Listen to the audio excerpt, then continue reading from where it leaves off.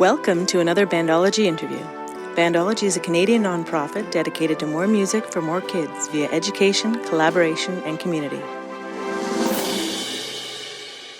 Hi, everybody, and welcome to another episode of Bandology's interview series. My name is Sandy Wright, and I'm the education manager at Bandology, and today I have the absolute pleasure of talking to Brent Rowan.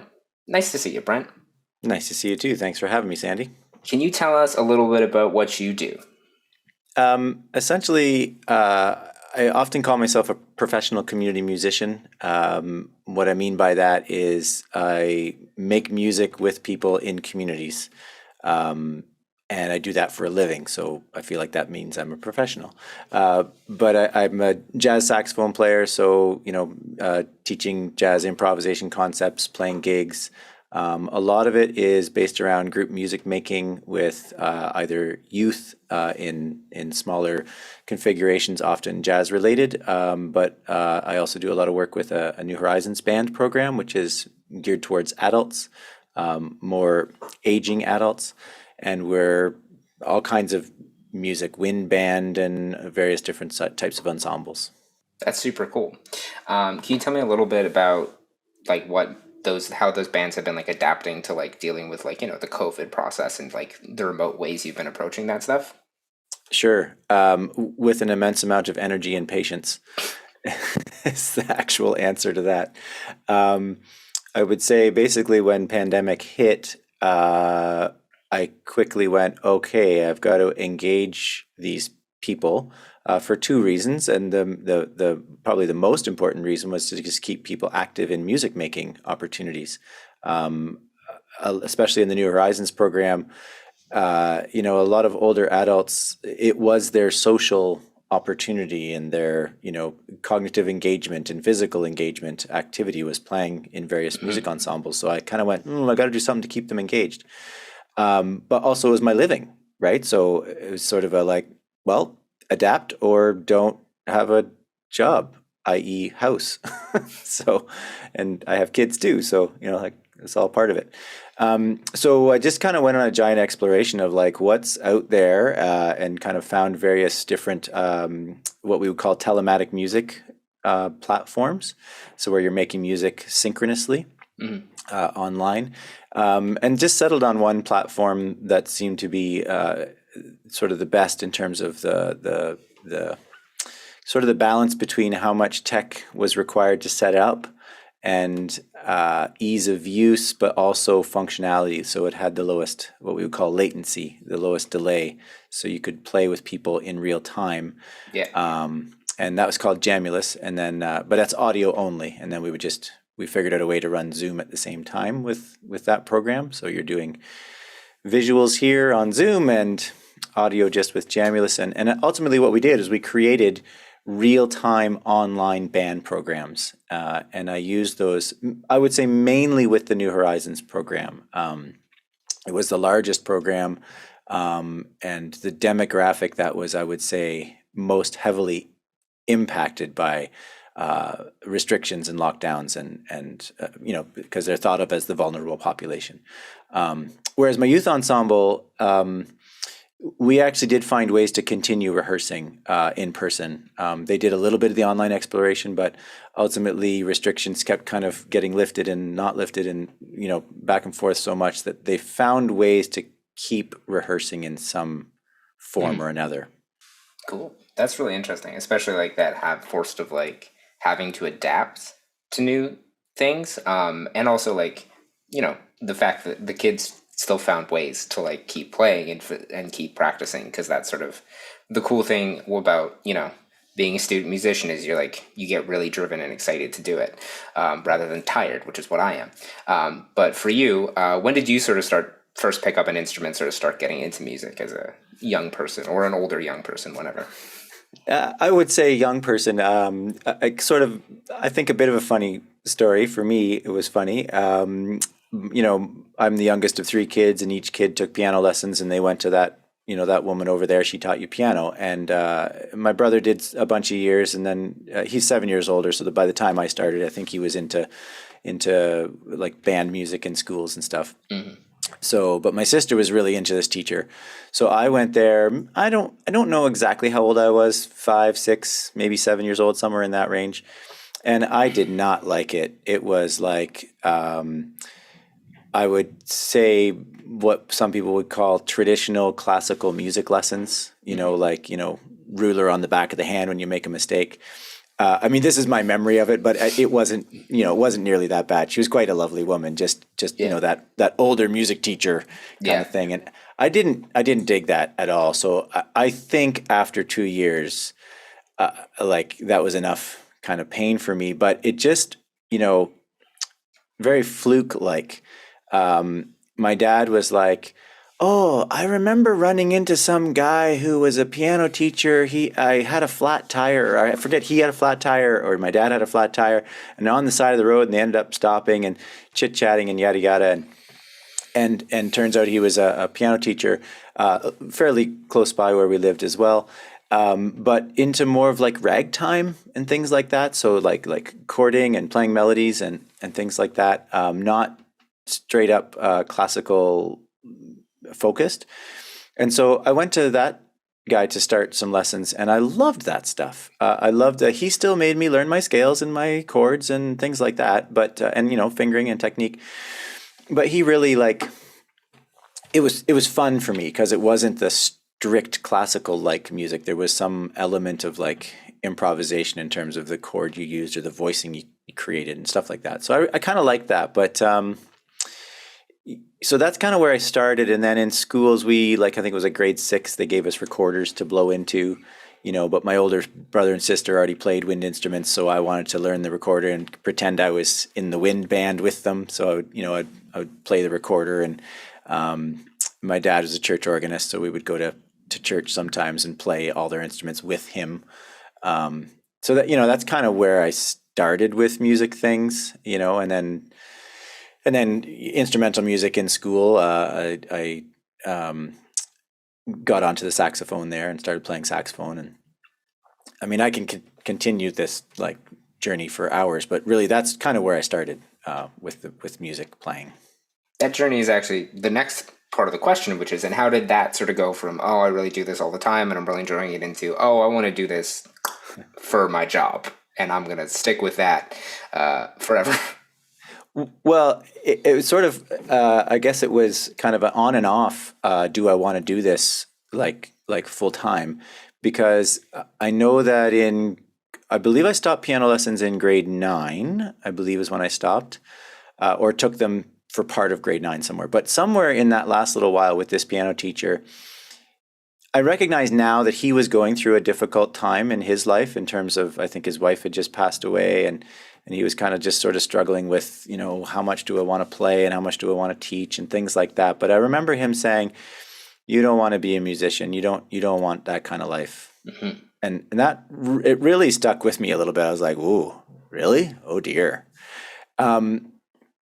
So that's not why I stopped piano. I stopped piano because I got quite busy at school and just kind of had to make a choice of, well, I like sports, I like the band stuff, I got to do school. I also came from a farm, so there was farming responsibilities there too.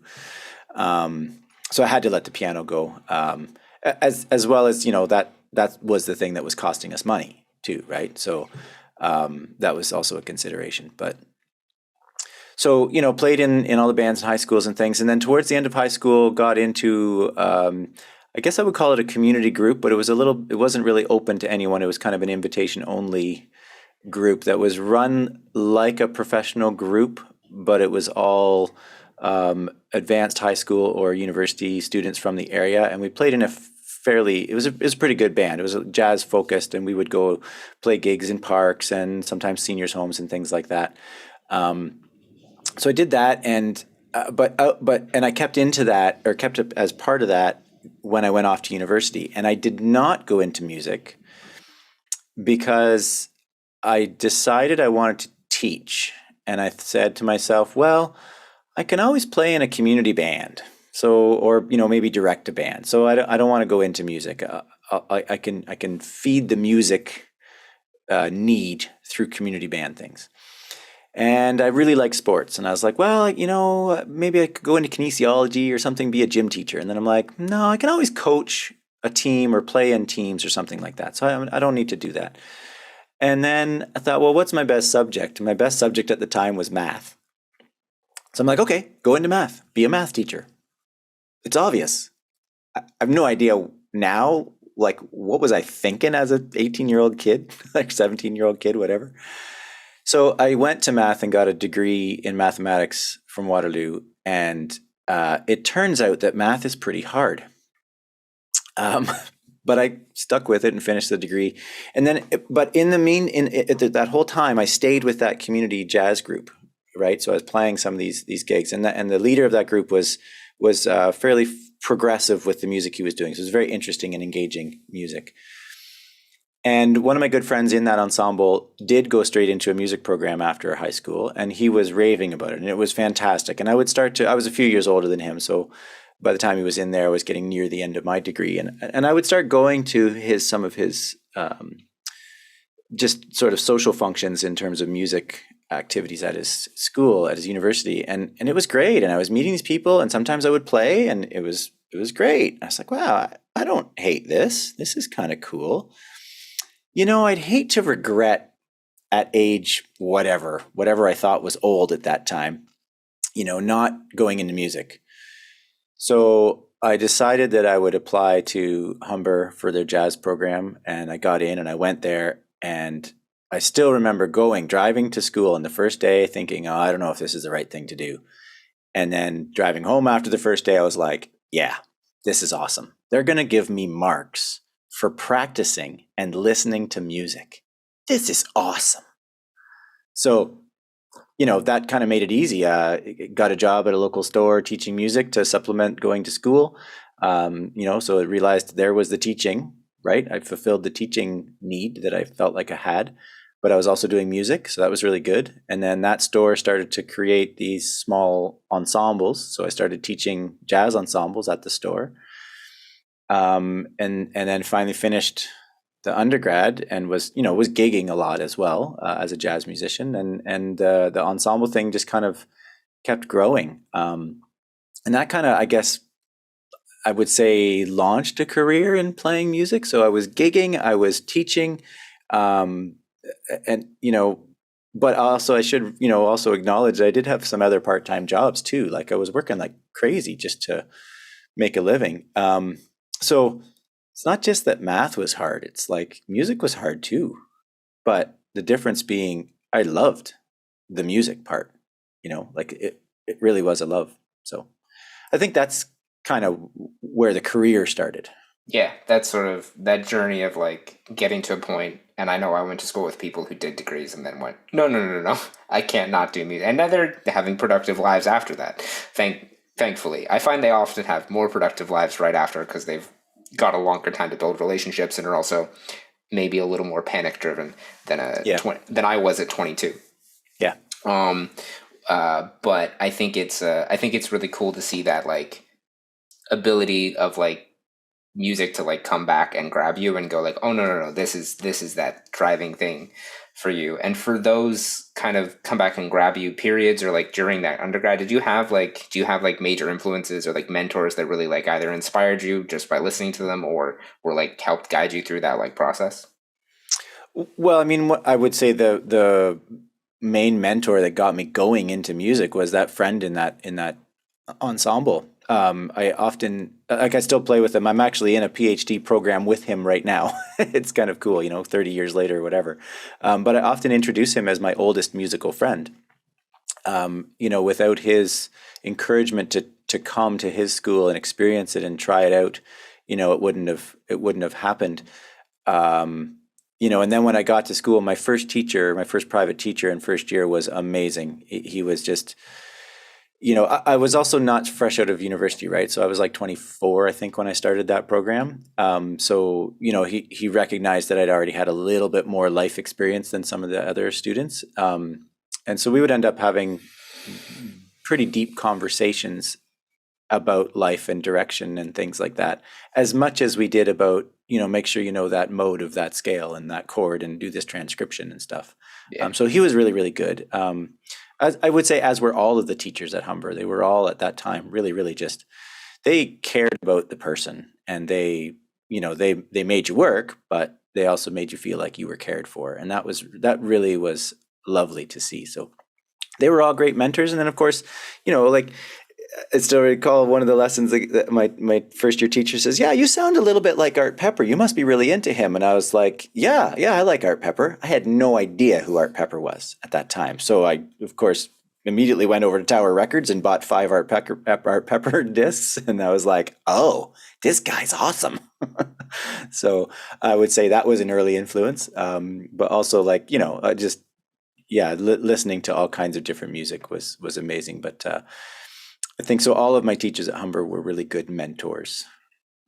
Yeah, no, that's awesome. But having that sort of like positive academic experience generally is always very beneficial. I know that having those like teacher education supports throughout all the times I've been at school, and rings true with every musician I know who's gone like the academic route, that's always really valuable. And that's something that people are always like, yes, I'm glad for that, because it helps give you the support you need, because it is tough. Yeah. But the highs of that challenge can be extraordinarily can feel very worth it. And for you, what would you sort of think of as some career highlights since then or during that time, all the way up to now, either as a conductor, director, or as a performer? Sure. There's a few highlights for me. One of them would be, I have to say, being nominated for a Juno. That was really, really happening. I still play. We have a new album coming out pretty soon again. It's been a few years, but a band called eccodek, which is world music. And so we played a lot of different gigs all over the place, festivals. We went to the UK for one tour, mostly across Canada stuff. But it earned us a Juno nom twice. But the first time we got to fly to Vancouver and play as part of the Juno Fest, and that was just an awesome experience. You were literally hanging out and meeting with all of the famous musicians you'd ever heard of. Nobody heard of us because we're world music category. What's world music kind of thing, right? But it's one of the reasons I don't like Nickelback is because they were standing in front or sitting in front of us at the show, and that was the year they kept winning. So they kept blocking me from being on camera because they were standing up to receive their award. So I was like, stupid Nickelback. But that's kind of the cool thing, though. You were seeing all these people, but the sort of enlightening moment for me then is meeting all these other musicians, at various backstage events and at Junos and things like that. You're meeting them and you're chatting with them, and guess what? They're normal people. They talk about some of the same stuff you talk about, what you had for dinner and how you cooked that thing, or the state of the world, or whatever. They just talk about normal stuff. So the Juno thing was a highlight, but also enlightening for me. So that was one of the highlights. And I think all the festivals that we ended up playing with that band was also quite a highlight. But recording my own albums was very fulfilling for me. Recording with other people has been really fulfilling, and playing, different gigs in different places has been great. I would say actually a highlight too was graduating the community music program from Wilfrid Laurier and traveling to Munich and presenting my research findings at a conference in Munich. That was quite a highlight. To be able to have that opportunity was amazing and immense. And I just feel like I'm fairly lucky in that I've so far made a career doing music things, and essentially I've created all of that. I haven't, yes, I've applied for gigs and things, but all of the programs that I run and direct, I created all of those, or was asked to design some of them. So I feel fortunate that I've been able to have such input into my career and sort of control ultimately of my career. I feel very fortunate for that opportunity, and I don't think that happens in all kinds of life job streams, but certainly in the arts and in music, if you're a creative person, you can create your own work a lot of times.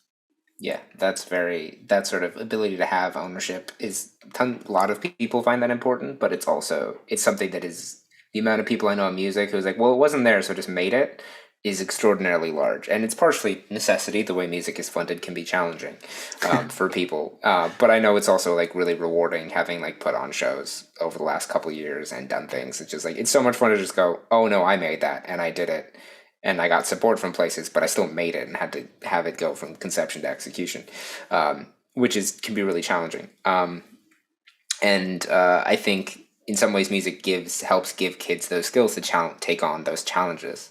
But for you, how would you how would you say music? Why is music education important to you? Maybe is the best way to put it. Or do you think it is important to the Yeah, world? I mean, that's a cool question because I think to answer that question, we want to maybe think about what is music education? What do we mean by that? Are we talking about institutionalized education, or are we talking about education in a community music setting, or self-driven music education, or lived experience music education, right? Like all of those things are education. And I think they're all important because it means that we're engaging people in playing or learning about music, and you know, the literature on why that's good for our function, our cognitive function, which impacts our mental function, which impacts our physical function and our spiritual function, is huge, right? So is music education important? Yeah. Why is it important to me? Because it makes everybody healthier. Ultimately, their overall well-being is impacted by engagement in music. That's not me just creating some kind of hypothesis. The literature's out there if you want to go read about it. So, yeah, and I think I might just say, I know for me, it feels like my kind of, I feel like one of my purposes is to help people listen and understand each other, in as many ways as possible. And so if I can use music as the tool to help people learn how to listen and communicate, because a part of playing music is learning how to communicate. What do I play? What are you playing? And how that works together. It's really just communication. So if I can use music as a tool to help that communication and that listening ability, then I feel like I'm doing my part to help, our world and our society communicate better. At least that's what I hope.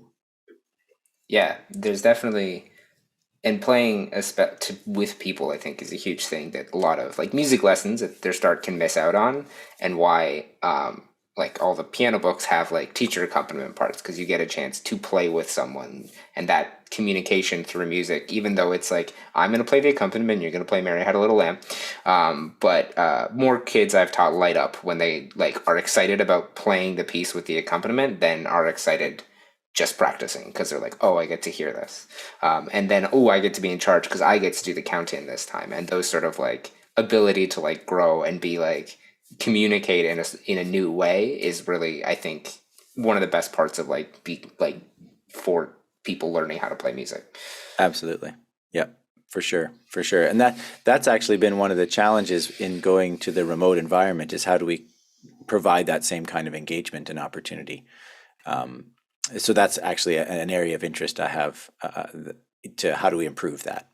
It's definitely been weird as a musician attempting to navigate it, and as a person who's taught through it. On that, you work with youth musicians, obviously, and a lot of the things you've done and the things you do now. But do you have any advice to young musicians who are sort of interested in having that sort of, what musicians might call a portfolio career, where it's I do this and I do this and I do a little bit of this, and it's all music and it's all stuff that's for me? Do you have oh, this is what I've learned, or don't do this kind of thing?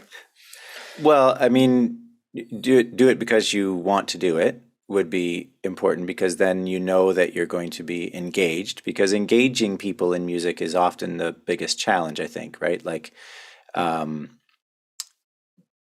However, also very important to try and be open to new things. So be very willing and open to try a variety of musics, so that you can figure out what it is you like and want to get into, right? And then follow what those needs and likes are. And I mean, I'm still listening to stuff I've never heard before, and somebody says, "Oh, do you know so and so?" I'm like, "Oh no, I don't know that." And it'll turn out to be this really cool jazz saxophone player that I'd never heard of before. And I'm like, "I'm a jazz saxophone player. I should know about this guy," but no, I didn't.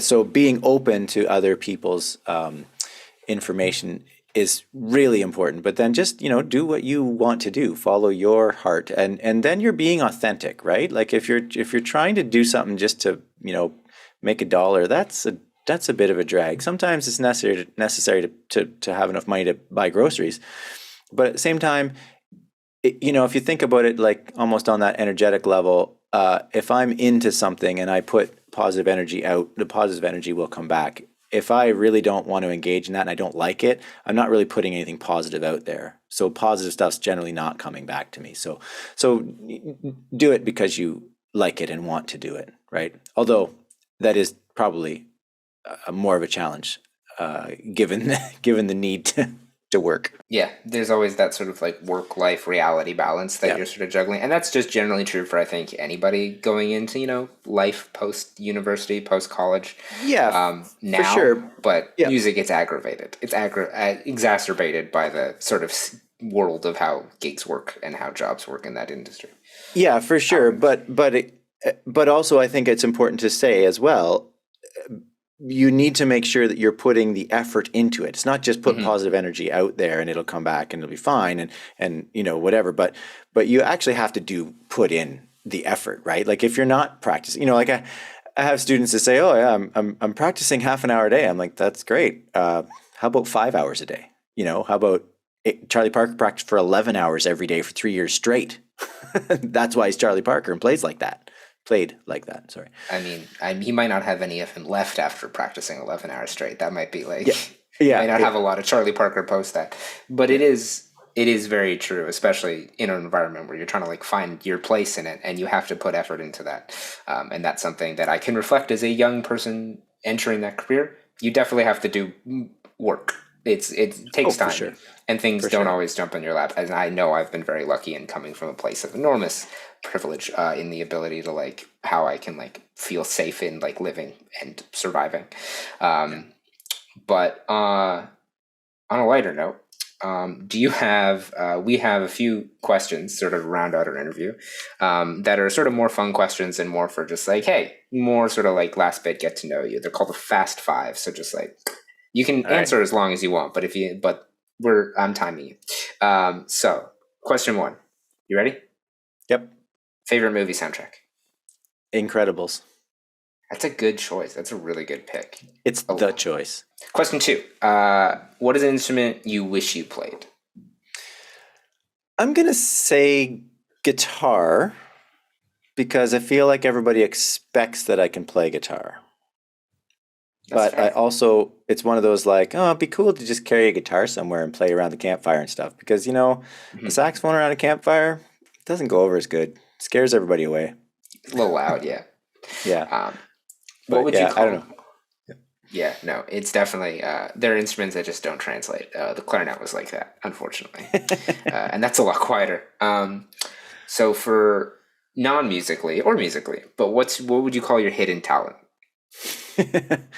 My hidden talent. If I tell you, it's not hidden anymore. Okay, well. That's definitely the first time that's been the answer to the question, but fair, absolutely fair. So for you, question 4, what's the favorite concert you've ever attended?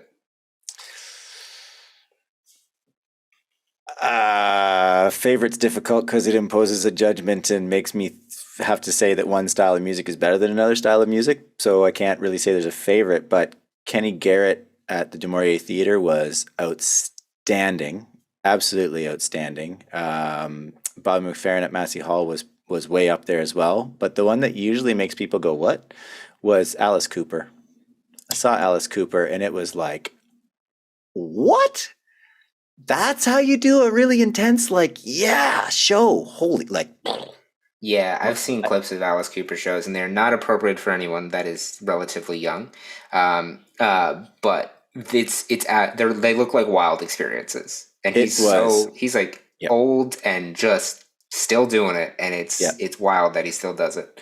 I would say 20 years ago at a outdoor festival is where I saw him. I saw three bands in a row, Steppenwolf with John Kay, and that was good. I was like, that's a good band. And then we saw the B-52s, and I was like, ooh, the B-52s, they got a killing tight band. No, singers. But the lead singer was a little suspect at that show, but and they were good. But then Alice Cooper came on, and I was just like, what? This is insanity in terms of the intensity and the flow and the this is what we're doing. That's how you put on a show. Woo. No, I can believe that. It sounds that would be pretty good. And now for the sort of worst question during the particular times we were in, but what would be your dream vacation if you were going to just go somewhere? Where would your dream vacation be? It doesn't have to be to a fancy exotic place. It could just be I stay at home and nobody talks to me for 6 days. Yeah. Well, it's funny, like in a lot of the work I do, I think the assumption would be that I'm like an extrovert and want to be out and talk to people all the time, but it's pretty much exactly the opposite to that. I would like to just hide. If I could live in a cabin in the bush forever, that would be okay too. I'd probably start to miss people eventually, but I always feel like that would be a nice place to be. So, I sometimes go between this idea of, I'd love to see, Ireland and the hills and, drink scotch and stuff like that. That'd be lovely in Scotland, as well, like just kind of tour that whole UK area. But I also feel like just remote wilderness would be bring me back and energizing, tune with nature, stuff like that. Yeah, no, I can see that. You can get that in the UK, fun fact. But so you can combine the two. You do a Scotch tour on Isla, and then you go up north to the Cairngorms, and you got those worlds. When are we going? I don't know. The world will hopefully be a safer place to be traveling soon. But in the meantime, thank you so much for coming and chatting with me today. Do you have any sort of exciting plans or new projects coming up? I know that we're only a couple months into the new year, but do you have anything you're thinking is maybe more concrete than you're I'm excited for that to happen? Well, I am excited about this new eccodek album because it's literally been a decade since we put an album out. So I'm excited about that, from the getting out and playing festivals and all that kind of stuff. But I think for me, really, I'm pretty excited about a project with the International New Horizons program. It is a worldwide program. The majority of these programs are in North America, but we're working on ways to have synchronous music making ensembles, or telematic musicking. It's the terminology I'm using. Fancy. So we're engaging adults to play music together in real time with each other from across North America. We did a pilot project in the fall, and it was very successful, a lot of interest in that. So I'm looking forward to how that program continues to develop, because that's pretty exciting. And, it's cutting edge technology, but also with an aging demographic. Our average participant probably age is at around 70. They're not necessarily people that are always thought of as tech savvy and engaging in online activities, but this really speaks to the whole music for life kind of movement. Is start young, but you can continue this journey all the way through. As an athlete, eventually your body says no more football, but very rarely does it say no more music. So these are the opportunities I'm most excited about. Yeah, no, that's awesome, and that sounds super cool, and I hope that the next stage of that goes super well. But again, thank you so much for speaking with me today. I've been Sandy Wright talking to Brent Rowan. This has been Bandology's interview series for this week. Thank you so much for listening. If you want to watch more of our stuff, we have stuff out every Monday and Thursday on our Bandology Facebook page, and then it gets uploaded to YouTube a little bit after that. So thank you so much for listening. Have a great day. Thanks for joining us. If you like what you heard, you can learn more about our organization at bandology.ca, which features information about music education, advocacy and research, and our Play a Gig and Bandcamp programs. Follow us on social media for more videos, performance, and interviews on Facebook, Instagram, and YouTube.